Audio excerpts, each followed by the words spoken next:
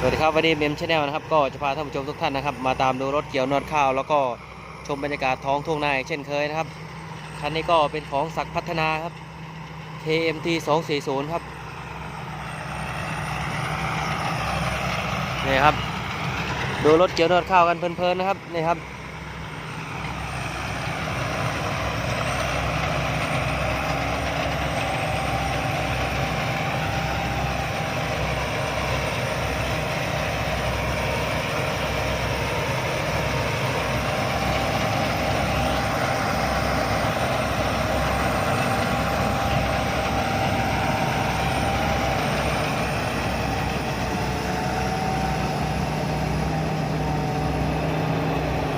นี่ครับวันนี้พี่ศักดิ์ดันเข้าล้มครับ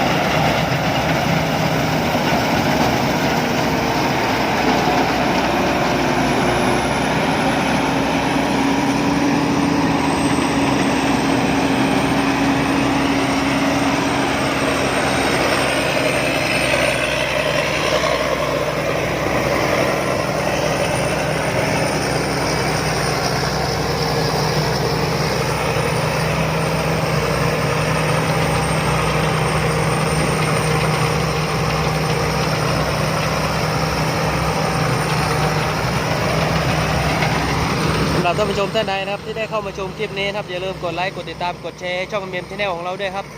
นี่ครับรถเกี่ยวนวดข้าวครับศักดิ์พัฒนาครับ